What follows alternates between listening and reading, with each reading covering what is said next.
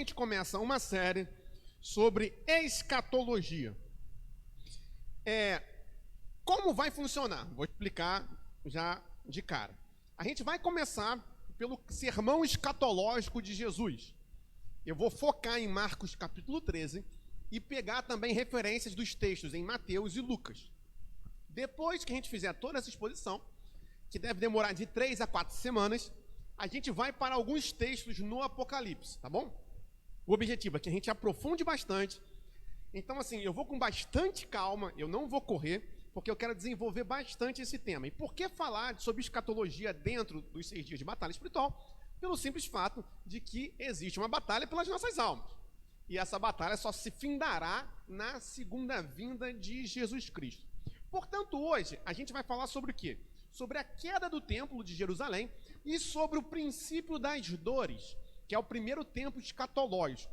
Não sei se eu vou conseguir falar tudo sobre o princípio das dores, mas vamos ver o que a gente consegue no tempo que nos resta. Vamos ficar de pé, meus irmãos. Convido a todos a abrirem suas Bíblias em Marcos 13. O sermão escatológico de Jesus em Marcos 13 também é chamado de o pequeno Apocalipse.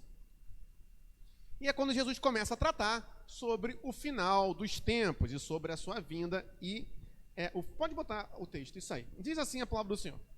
Quando Jesus estava saindo do templo, um dos seus discípulos lhe disse: Mestre, que pedras, que construções. Mas Jesus respondeu: Você está vendo essas grandes construções? Não ficará aqui pedra sobre pedra que não seja derrubada. Jesus estava sentado no Monte das Oliveiras, diante do templo, quando Pedro, Tiago, João e André lhe perguntaram em particular: Diga-nos, quando essas coisas vão acontecer? E que sinal haverá quando todas elas estiverem para se cumprir? Então, Jesus começou a dizer-lhes: Tenham cuidado, para que ninguém os engane. Muitos virão em meu nome dizendo: Sou eu. E enganarão a muitos. Quando vocês ouvirem falar de guerras e rumores de guerras, não se assustem. É necessário que isso aconteça, mas ainda não é o fim. Porque nação se levantará contra nação e reino contra reino. Haverá terremotos em vários lugares e também fomes. Essas coisas são o princípio das dores. Estejam de sobreaviso, porque as pessoas os entregarão aos tribunais e às sinagogas. Vocês serão açoitados e por minha causa serão levados à presença de governadores e reis para lhes servir de testemunho. Mas é necessário que primeiro o evangelho seja pregado a todas as nações. Quando, pois, levarem vocês para os entregar, não se preocupem com o que irão dizer, mas digam o que lhes for concedido naquela hora.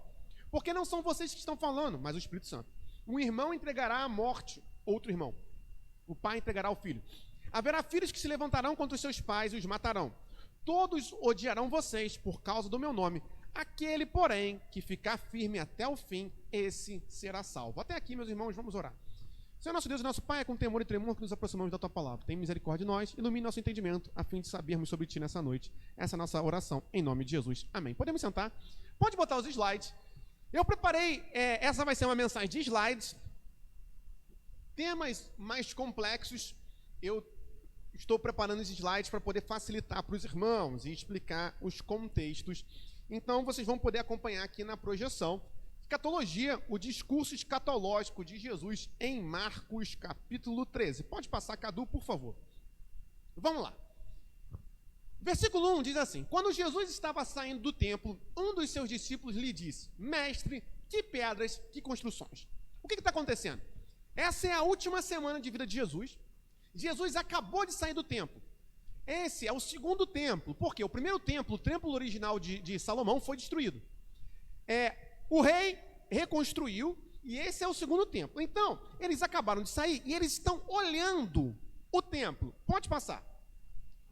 Aqui a gente tem uma visão esquemática do templo, tá bom? Eu não vou explicar a divisão dos átrios, porque isso agora não é o mais importante. O que importa é o seguinte: era uma construção gigantesca. E temos que pensar a época que nós estamos falando. Então, os pedaços de pedra, eles não eram como hoje, que a gente usa piso pequeno. Conquanto até hoje em dia está se usando piso de 1 por 1, né? 1 por 1. Mas nessa época, as pedras eram gigantescas, tá? Eu sei que aqui não dá para ver muito bem, haverá outras imagens, mas era algo assim, construído de pedra maciça. É por isso, volta o versículo, que eles estão falando isso, mestre, olha que pedras, que construções, que coisa maravilhosa. Aí passa. É isso aqui que eles estão olhando mais ou menos. Tranquilo até aí? Só para a gente entender. Pode passar, por favor. Olha o que a Bíblia de Estudo da Fé Reformada diz. Olha o tamanho, meus irmãos. O átrio externo media cerca de 450 metros por 272. Olha que coisa gigantesca. Sendo ladeado por muros de pedras brancas maciças. Algumas delas medindo 5 metros de comprimento e 1 de altura. Meus irmãos, pensa uma pedra de 5 por 1. É algo imenso, tá? E aqui, usando mármore e ouro como materiais decorativos. A Bíblia de Estudo da Reforma aumenta essa proporção, porque olha o que ela diz. Enormes blocos de pedras, algumas medindo mais de 11 metros de comprimento. Meus irmãos, 11 metros de comprimento é mais do que aqui, tá? Por 5,5 de largura e 3,5 de altura. Pensa uma pedra de 5,5 de largura. Tu não quebra isso. É impossível. Tu pode mandar um míssil que não vai quebrar. Decorados, ainda era decorado com ouro, tá? E aí, aquilo que eu falei, né? Ele foi reconstruído por Herodes II, tá? Era uma das construções, é uma das 7 maravilhas do mundo antigo, tá? Diante disso, os discípulos falaram algo, faz muito sentido. Mestre, que construções, que pedras. Pode passar, por favor. Aqui a gente tem uma outra visão, seria, eu sei que está um pouco desgastada, aqui já das pessoas, né, no templo, veja, os muros ao redor, tá? Os átrios, aqui dentro é onde tem o véu, o santíssimo lugar, a Arca da Aliança, que agora não tem mais a Arca da Aliança, né? Porque a Arca da Aliança foi perdida, mas onde ficava a Arca da Aliança, pode passar, por favor. Aqui dá para ter eu botei essa imagem, eu sei que parece um desenho, e é desenhado, mas aqui a gente consegue ter uma proporção maior de como eram os blocos de pedra. Então vejam, eram grandes blocos de pedra branca maciça. E aí, os discípulos estão olhando para esse templo, eles acabaram de sair, estão olhando essas construções e estão falando, mestre, que pedras, que construções. Tranquilo até aqui? Acho que não tem nenhum mistério, né? Só quis deixar claro como é que é. Passa só para eu ver qual é o próximo slide. E aí, Jesus vai responder o seguinte. Mas Jesus respondeu, você está vendo essas grandes construções? Qual grandes construções? Volta aí. As pedras, todos os detalhes e tudo mais. Então pode passar. Você está vendo essas grandes construções? Não ficará aqui pedra sobre pedra que não seja derrubada. Dá uma pausa e eu preciso explicar algo. A maioria das profecias bíblicas, elas têm pelo menos 2 aplicações. E às vezes, se a gente não entender isso, às vezes a gente embola. Uma aplicação para aqueles que estão ouvindo naquele momento. Então, uma aplicação naquele tempo histórico. E uma aplicação no futuro, para a igreja que somos nós. Por que é importante dizer isso? Porque você pode falar assim, mas tem 2000 anos que o templo caiu. O que isso tem a ver com a gente? Aí que está o ponto. A profecia bíblica, ela tem uma aplicação num momento histórico específico. Aqui no caso, exatamente em 70 depois de Cristo, foi quando o templo caiu. E também tem uma aplicação para a igreja nos dias de hoje. Ficou claro isso, meus irmãos? Tranquilo? Então, Jesus, quando responde, ele está respondendo em 2 sentidos. Num sentido literal sobre o templo que seria destruído e um sentido apocalíptico, escatológico para nós hoje. E um parênteses, dentro do parênteses, o que significa a palavra apocalipse? Não é final dos tempos. Apocalipse significa revelação. Tanto que, se você tiver uma Bíblia em inglês, o nome do último livro não é Apocalipse, é Revelation. Por quê? É o livro da revelação. Tá bom, meus irmãos? Então, vamos lá. Agora a gente já consegue entender um pouco melhor. Mas Jesus respondeu, você está vendo essas grandes construções, não ficará aqui pedra sobre pedra que não seja derrubada. Jesus estava sentado no Monte das Oliveiras. No Monte das Oliveiras, você vê o templo e a cidade de Jerusalém, tá? Diante do templo. Quando Pedro, Tiago, João e André lhe perguntaram em particular, diga-nos, quando essas coisas vão acontecer, que sinal haverá quando todas elas estiverem para se cumprir? Veja, e aqui é aquilo que eu falei, os 2 aspectos da profecia. Por quê? Eles estão perguntando sobre a destruição do templo. Jesus vai responder sobre a destruição do templo, mas também sobre o final dos tempos. Deu para entender isso, gente? Que a resposta de Jesus responde duas coisas ao mesmo tempo? Tranquilo isso? Tranquilo? Pode passar, por favor. Aqui é a destruição de Jerusalém. Eu montei uma grande narrativa sobre o que aconteceu. E, meus irmãos, deixa eu fazer um comentário. Eu fico muito feliz de pregar aqui na nossa igreja. Por quê? Eu prego em outras igrejas, mas eu fico muito feliz de pregar aqui. Por quê? Porque aqui a gente pode aprofundar e estudar. Então, agora, a gente vai estudar uma parte histórica fundamental. Passa, por favor. Vamos lá, vou dar uma lida com vocês. Em 66 depois de Cristo, uma nova onda de revoltas começa em Jerusalém, com os judeus tentando se libertar do jugo romano. Vocês sabem, Jerusalém e Israel estava completamente dominado por Roma, desde o período de Jesus. Em 66 começa uma nova revolta. Eleazar, filho do sumo sacerdote, vai dominar a região do templo, matando todos os soldados romanos da segunda legião. Ao mesmo tempo, os zelotes, já tinham os zelotes na época de Jesus, tá? Era uma seita judaica. Atacaram a fortaleza de Massada no Mar Morto. Então, eles estão pegando toda a extensão de Israel, derrotando os soldados que a protegiam. Enquanto que um grupo rebelde se infiltrava no interior da Judéia, chegando até Jericó. Vocês lembram de Jericó, né? Os muros de Jericó, etc. Passando a controlar toda a região. Herodes Agripa II vai tentar conter os rebeldes, mas vai falhar. Herodes Agripa, ele era o rei local. Não é o Herodes que tentou matar Jesus, tá? É que teve o Herodes I, esse é o Herodes II. Então, ele era o governador local, como se fosse o prefeito. Pode passar, por favor.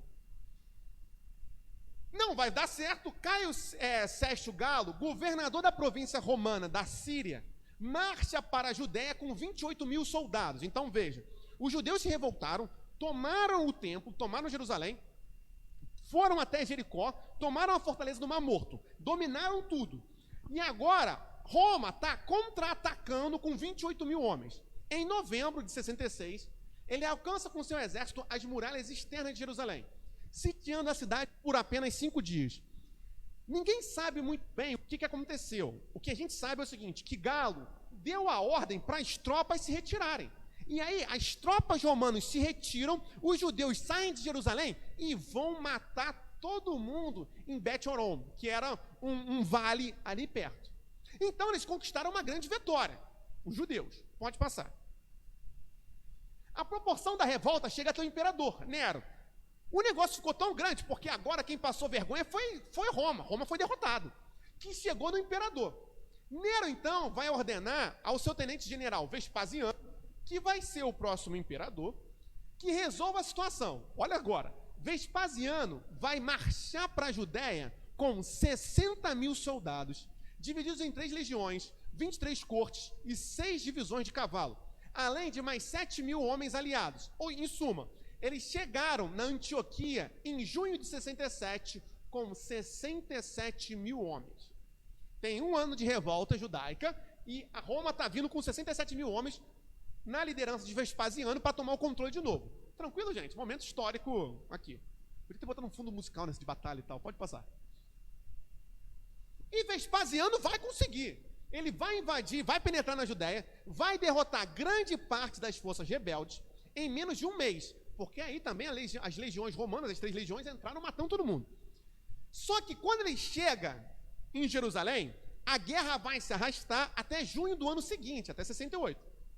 É muito difícil você invadir uma cidade, né? Só que, quando Vespasiano já estava para derrotar, ele teve que parar. Por quê? O imperador Nero morreu. E aí o imperador morreu, não tinha uma linha sucessória muito clara, Vespasiano tem que voltar para Roma, interromper a campanha militar para entender o que estava acontecendo em Roma. Então a gente está em junho de 68, Jerusalém está sitiada, não entraram ainda em Jerusalém, nem no templo. Vespasiano está quase vencendo, só que ele tem que voltar para Roma. Pode passar, porque o imperador morreu. Vai passar um ano de briga política, sabe como é que era Roma, né? Toma facada daqui, toma facada de lá, né? Até tu, Brutus, etc.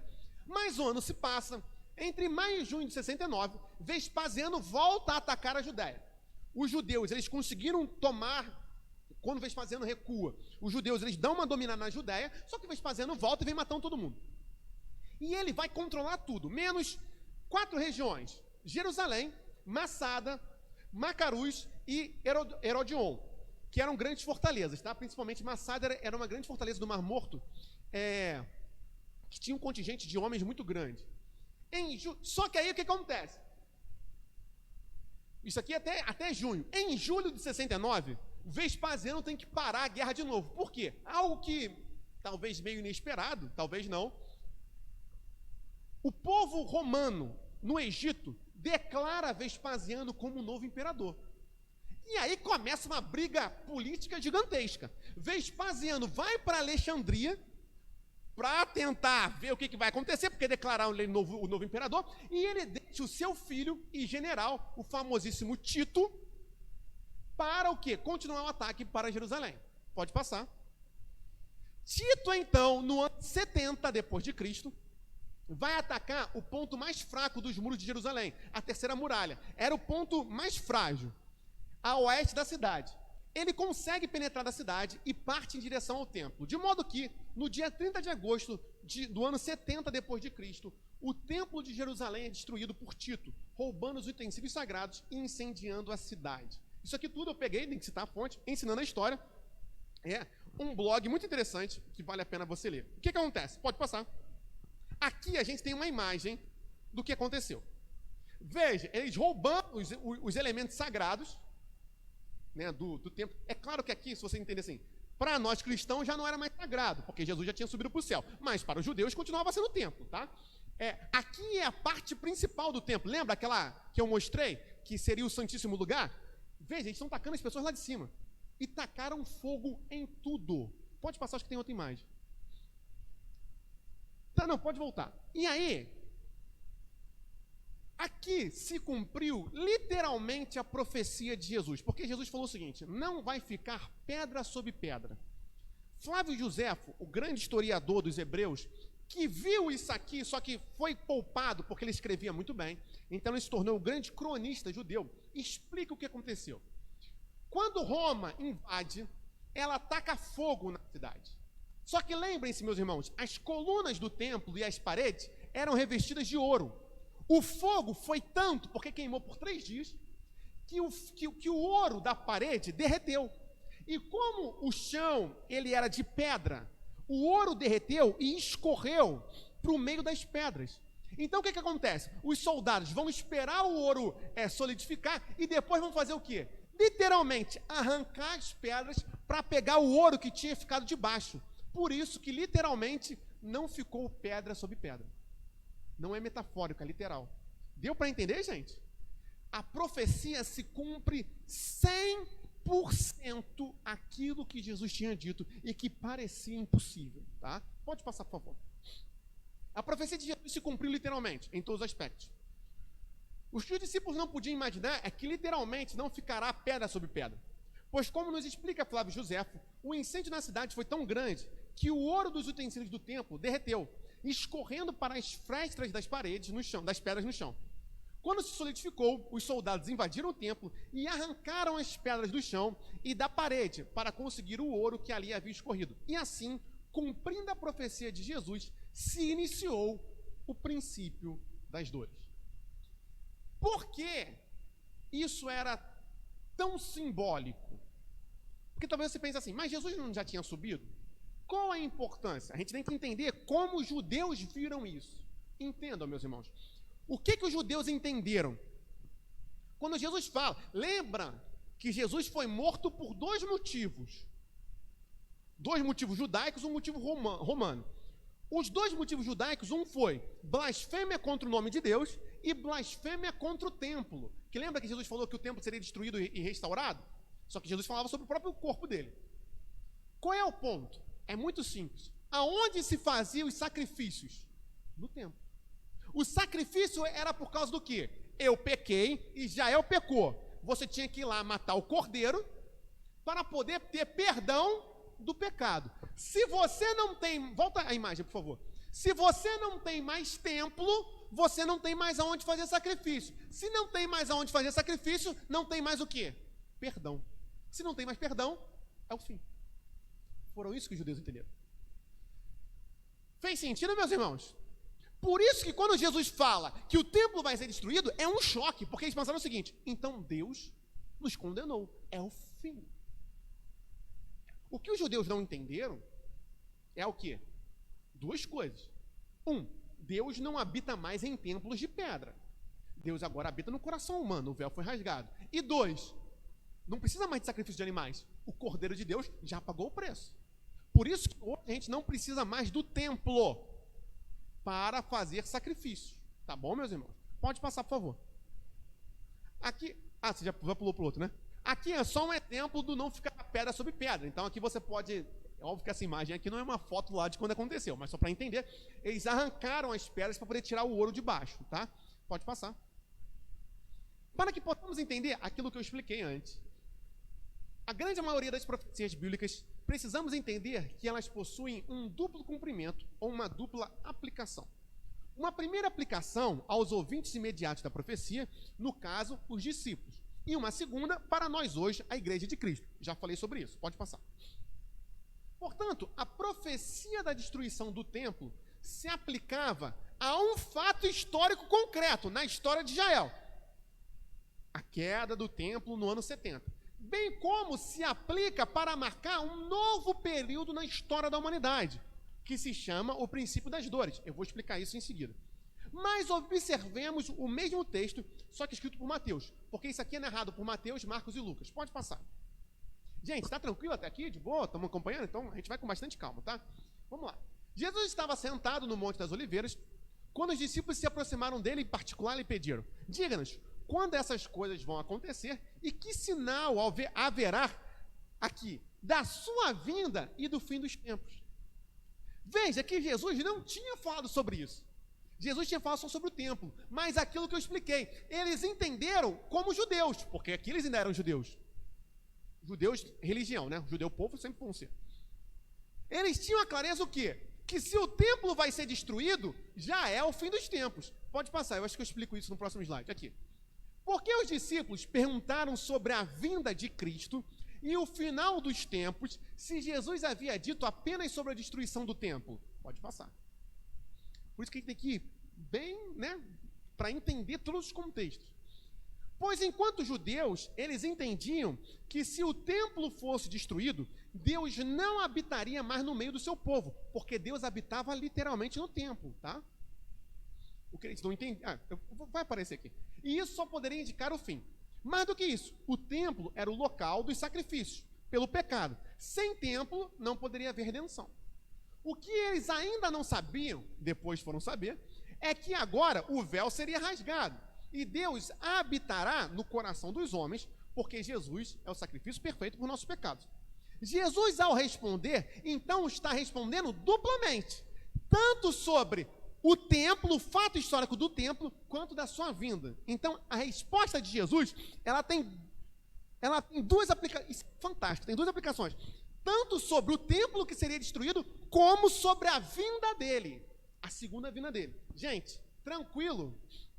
Melina, entendeu? Tudo? Renan? Tranquilão? Então pode passar, por favor. Por isso, o princípio das dores começa aqui. Eu vou explicar depois o que significa, por que princípio das dores. Com a subida de Jesus aos céus, com o Pentecostes e com a destruição do templo, ficou claro, tanto a judeus quanto a gentios, que Deus não habita mais paredes ou santuários de pedras, e sim o santuário dos corações. E por isso, o fim já está próximo. Por isso, esta é a marcação. E a Bíblia de Estudo da Fé Reformada comenta: os incidentes em torno da destruição do templo antecipam e tipificam aqueles associados à segunda vinda. Como assim? Existe uma representação simbólica. Em que sentido? Assim como Jerusalém foi incendiada, aqueles que não se converterem também irão para o fogo. Então também existe um apontamento para isso, tá, meus irmãos? Pode passar, por favor. Voltando para Marcos. Vamos lá, novamente. Diga-nos quando essas coisas vão acontecer e que sinal haverá quando todas elas estiverem para se cumprir. Então Jesus começou a dizer-lhes: tenham cuidado para que ninguém os engane. muitos virão em meu nome dizendo, sou eu, e enganarão a muitos. Calma. O primeiro ponto é o seguinte. Quando a gente fala sobre a volta de Jesus, não é para adivinhar a data. Você não vai cravar a data, tá? Por quê? Porque Deus não deu indícios disso. O objetivo de falar sobre tudo isso não é cravar a data que Jesus vai voltar, como um monte de pessoa tentou fazer e errou, né? Obviamente. Então, qual é o objetivo? A gente vai chegar lá. O que é fundamental aqui entender é o seguinte: muitos virão em meu nome dizendo, sou eu. Essa expressão aqui está em grego, porque o Novo Testamento foi em grego. Mas ela é igualzinho. Qual expressão? O eu sou lá da sarça. Ou seja, o que Jesus está dizendo literalmente é o seguinte: muitos virão e dirão que são o próprio Deus, ou o próprio Jesus Cristo. Então, meus irmãos, o primeiro ponto ao falar sobre a volta de Jesus é o seguinte: cuidado, não seja enganado. Pelo quem? Pelos falsos profetas. Pode passar. O estudo escatológico não diz respeito a datarmos a volta de Cristo, e sim estarmos preparados para ela, vigilantes, igual, tenham cuidado para que ninguém os engane. Toda vez que você dá ouvido para alguém que fala assim, Jesus vai voltar tal ano, toda vez que durante a pandemia você acreditou que Jesus ia voltar porque tinha tido uma pandemia, toda vez que você acreditou que Jesus ia voltar porque a Rússia invadiu a Ucrânia, cuidado, cuidado, cuidado, cuidado, porque não vai acontecer. Assim, eu posso falar 100% de certeza que Jesus não vai voltar hoje? Olha, é porque me falta coragem para falar isso, mas biblicamente posso, tá? Por que eu posso falar com certeza que Jesus não vai voltar hoje? Porque o anticristo ainda não apareceu. Então, novamente, e a gente vai estar estudando tudo sobre isso, mas o mundo não vai acabar numa guerra. Não vai ser na terceira guerra mundial, talvez tenha, não sei se vai ter, que o mundo vai acabar. O mundo não vai acabar numa pandemia. Por quê? Porque está escrito, vamos com calma. Ainda assim, por isso o primeiro sinal é o surgimento dos falsos profetas. Veja, já tem falso profeta desde a época de Paulo, e continua acontecendo, né?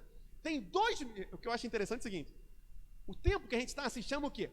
Princípio das dores. Tem 2000 anos de princípio, então, né? Vai com calma. Ainda assim, vejamos o duplo cumprimento da profecia, tanto no período histórico dos discípulos, quanto para nós hoje. Pode passar, Cadu. Vamos lá. Bíblia de Estudo da Fé Reformada. Atos 5, 36 e 37, 21, 38, e Joséfo, historiador judaico do primeiro século, vão comentar sobre, vão deixar claro isso. Veja, Jesus falou que iam se levantar falsos profetas. Isso aqui já aconteceu logo na igreja primitiva. Veja, Teudas, o egípcio Judas, que reivindicavam um chamado especial de Deus para libertar o povo judeu de Roma. Jesus advertiu antecipadamente seus discípulos de que outros como ele se levantariam nos próximos 40 anos, antes da queda de Jerusalém em 70, prevenindo-os para que os não se confundissem.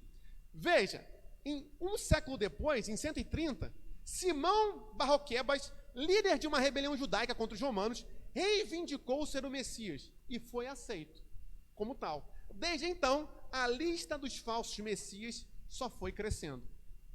Meus irmãos, ao falar sobre a volta de Jesus, a primeira coisa, a primeira aplicação dessa batalha espiritual, e isso aqui é uma batalha espiritual gigantesca, qual é? Não caia nos falsos profetas. Quando você ouve alguém dizendo, eu acho que se alguém virar para você e falar assim, eu sou Jesus, você não vai acreditar, né? Pelo amor de Deus, que isso é muito básico. Mas às vezes a gente acredita que aquela pessoa tem um poder especial de Jesus, sendo que o Deus é o mesmo. Meus irmãos, cuidado, cuidado, pode passar. Por que caímos na enganação dos falsos profetas? Por que nos impressiona? Aqui tem duas questões. Primeiro, por que a gente cai se Jesus já falou que não era para cair e que já nos avisou para estarmos alertas? E segundo, por que a gente fica impressionado? Eu acho que a grande maioria aqui de nós não vai cair, mas a gente se impressiona. Meus irmãos, fica tranquilo. A igreja não vai ser destruída por um falso profeta. Não vai, porque a igreja é de Jesus. Alguns vão se perder? Vão. Mas não se impressione com o surgimento. Vai surgir cada vez mais. E está surgindo desde a época de Jesus. Desde a época de Jesus, tá? Por que acreditamos e nos impressionamos naqueles que dizem que o fim chegou? Quem nunca viu aquela plaquinha, né? O fim está próximo, irmãos. Que está próximo. Há 2000 anos está próximo. Por que deixamos a nossa fé abalar? Por que a gente acha que o mundo vai acabar numa guerra? Que agora a inteligência artificial vai dominar tudo, vai matar todo mundo? Meus irmãos, não sei se a inteligência artificial vai dominar, mas o mundo não vai acabar numa guerra entre humanos e máquinas. O mundo não vai acabar numa pandemia. Por quê? Vamos lá, pode passar. Jesus respondeu. Agora eu estou lendo em Lucas, tá?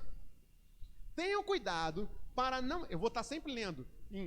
O texto base é Marcos, mas algumas vezes eu vou puxar a descrição de Mateus e outras vezes a descrição de Lucas, tá? Só para a gente caminhar. Por isso até que eu botei nos slides, porque senão, coitado do sim, né? Tem que puxar daqui, puxar de lá o versículo, né? Então, exerci misericórdia para com vocês.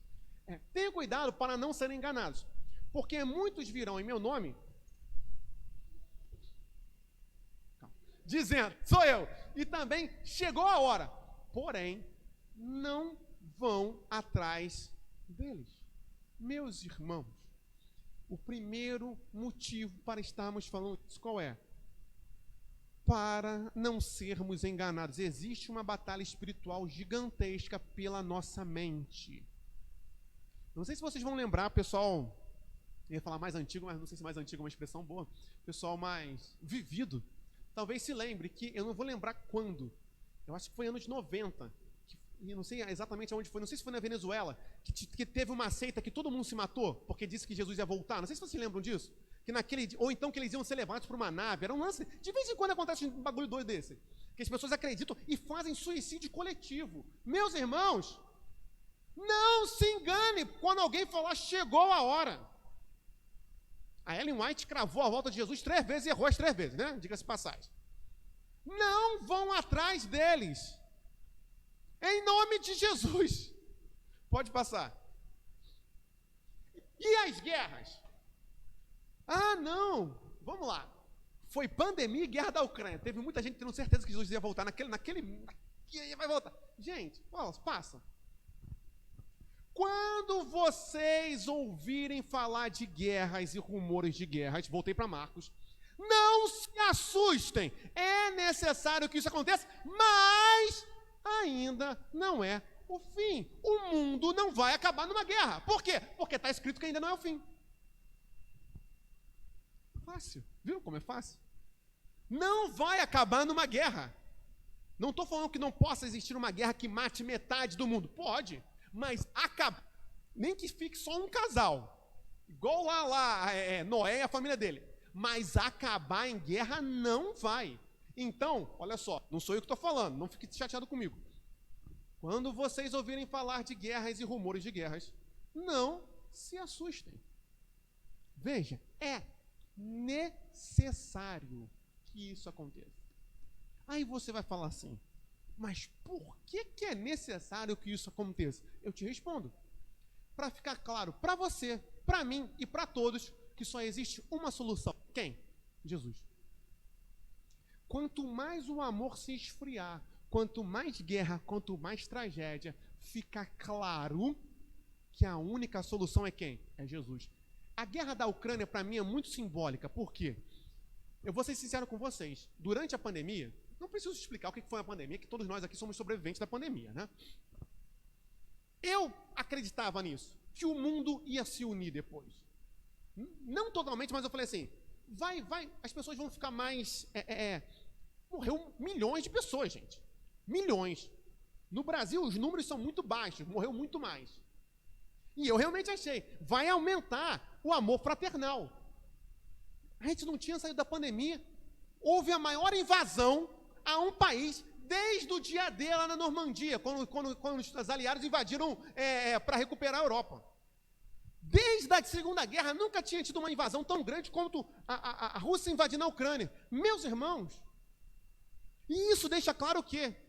Que só há uma solução. A solução é Jesus, é o Evangelho. Por isso que é necessário que essas coisas aconteçam. Para deixar claro que nós temos que depender daquele que virá. Que não há outra esperança, meus irmãos. Por isso que é necessário. Mas veja, ainda não é o fim. Tá acompanhando, gente? Tá tranquilão? Com quase toda certeza eu não vou conseguir terminar essa parte hoje, mas tudo bem, pode passar. Não tem problema nenhum. Então vamos lá. Por que nos assustamos se Jesus já nos avisou para que nós não nos assustemos? As guerras continuam acontecendo desde a época apostólica. Desde lá, né, da igreja primitiva tem guerra. Não podemos achar que a cada nova guerra é o fim.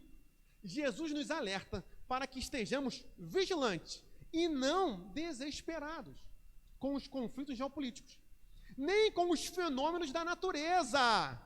Também eu lembro, quando teve aquele primeiro tsunami, eu estava no colégio ainda. Tem bastante tempo. É que eu já saí do colégio tem muito tempo. Eu estava no colégio ainda. Também o pessoal começou, ninguém sabia que era tsunami. Quando teve aquele grande tsunami que destruiu tudo, e depois quando veio o terremoto lá no Haiti, todo mundo falou, Jesus está voltando hoje. Tá voltando. Mas ainda não é o fim. O mundo não vai acabar em uma guerra ou em cataclisma da natureza. Então agora você já sabe que não vai ser numa guerra que o mundo vai acabar. Pode passar.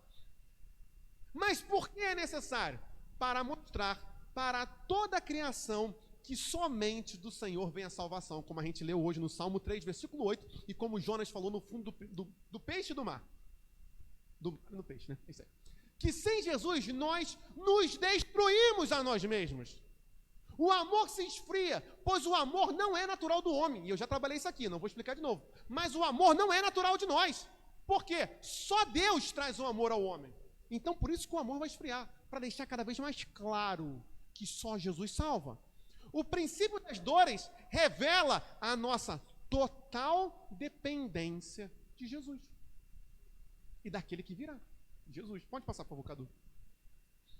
E aí, agora eu estou lendo aqui em Mateus. Veja, deixa eu só beber uma água aqui, que senão... Vamos falar de guerras e rumores de guerra. Novamente, fiquem atentos. Mas não se... Eita, Jesus, calma aí, foi mal. Quase que quem foi fui eu. Mas não se assustem, porque é necessário que isso aconteça. Mas ainda não é o fim. Olha, meus irmãos, para deixar claro, porque nação se levantará contra nação, reino contra reino. E aqui ele fala sobre os fenômenos naturais.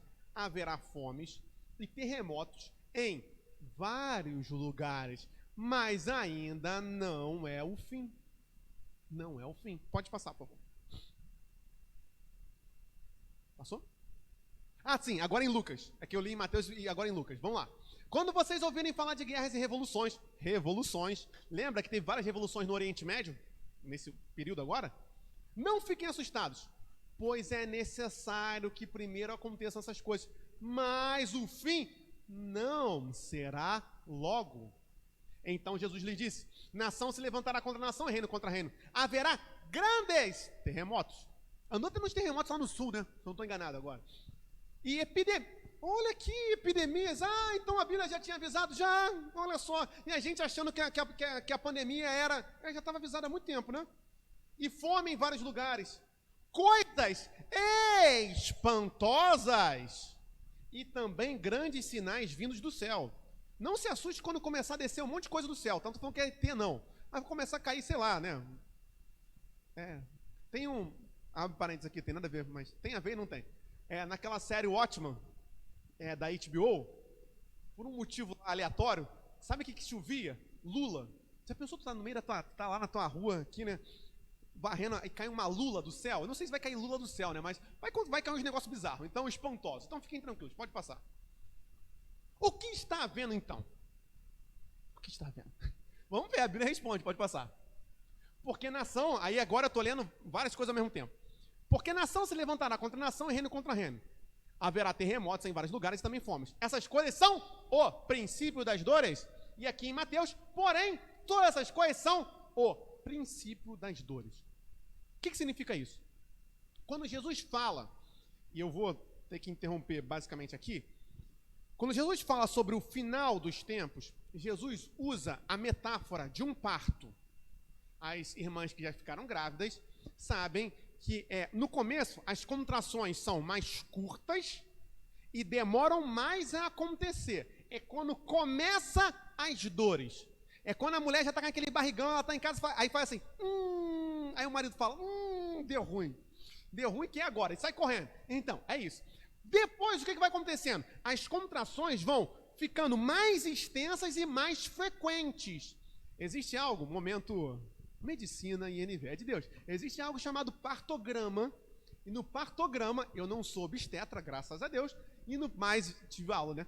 No partograma, você vai botando as contrações e a intensidade e duração delas. A metáfora de Jesus é exatamente isso. A gente está no período do começo das contrações. Quando o anticristo se levantar, isso é assunto para outras semanas, que aqui Jesus chama do abominável da desolação, porque a palavra anticristo só João fala, mas esse é assunto depois. Vai começar a grande tribulação, que é quando o parto realmente começa. E quando é que vai vir o nascimento? Quando Jesus voltar. Por isso que é princípio das dores, que é o começo da contração. Grande tribulação, que é quando tu olha para a mulher, tu já vê a cabecinha ali assim, né? Que a gente chama da coroa, né? Tu já vê a cabeça ali do bebê apontando. Isso quando é parto natural, tranquilão. E a luz, quando é que vai dar a luz? Quando é que vai nascer? Quando Jesus voltar. Tranquilo, gente? Deu para entender qual é a figura que Jesus está usando? Pode passar, por favor. Essa é uma igreja com muitos ensinamentos, né? Então vamos lá. Este é o período que estamos vivendo. Princípio das dores. Que já dura 2000 anos. Jesus usa a figura de um parto, em que primeiro começam as dores iniciais das contrações, depois as contrações tornam-se cada vez mais frequentes e fortes. A grande tribulação. Até que vem o nascimento, a segunda vinda de Jesus. Pode passar. Veja, a Bíblia de Estudo da Reforma comenta: as dores de parto geralmente tornam-se mais frequentes e intensas à medida que a obra de dar à luz se aproxima. Assim também será no fim dos tempos. A severidade e a frequência dos eventos cataclísmicos aumentarão. Vai piorar, meus irmãos. Vai piorar, tá? E o Dr. Chad comenta: são os sofrimentos que antecedem a vinda de Cristo. Os falsos mestres, a perversão dos ambientes políticos, social e físico no mundo anteciparão a sua vinda. Pode passar, por favor. E aí, eu ainda tenho tempo, vou caminhar. Vai acabar na hora. Fiquem tranquilos. Estejam de sobreaviso, porque as pessoas os entregarão aos tribunais e às sinagogas. Veja, ao falar sobre escatologia, meus irmãos, qual é a grande preocupação de Jesus? Que nós estejamos de sobreaviso. Ninguém vai poder dizer que foi pego de surpresa quando começarem a prender a gente. Vai acontecer. Nós seremos presos. Está escrito da boca do próprio Cristo.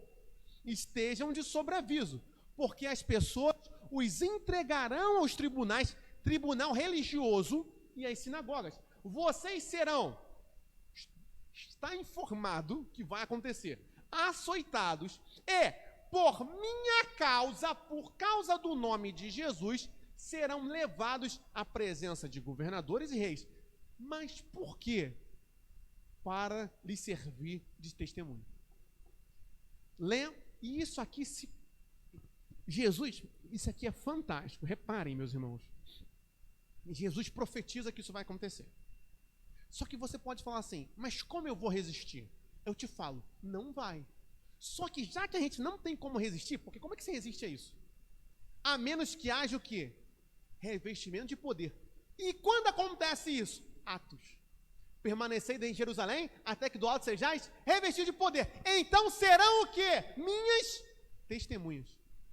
Jesus, ele profetiza e dá o poder para nós resistirmos quando isso acontecer. Então, quando acontecer, eu não sei se a nossa geração vai ver, se vai ser na geração da Melina, eu não sei quando, mas que vai acontecer, vai chegar no Brasil? Vai. Mas nós temos o Espírito Santo da promessa conosco, o vestimento de poder. Por isso que nós temos que buscar cada vez mais o Espírito Santo, para que quando chegar, a gente não abandone a fé. Passa, por favor. Estejam de sobreaviso. O objetivo não é sabermos o dia e a hora da volta de Jesus, nem se haverá ou não um milênio literal. No futuro a gente vai falar sobre milênio, tá? E sim, não sermos pegos desprevenidos e desavisados no dia do juízo e com os sinais que lhe antecedem. Pode passar, por favor. Mateus deixa claríssimo.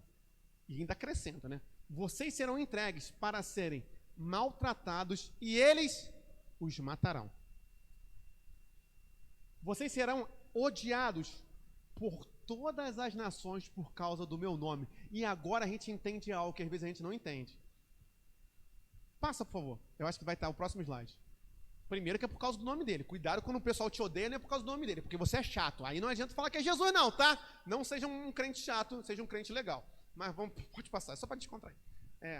Assim, aqui é só para mostrar literalmente que isso está acontecendo, tá?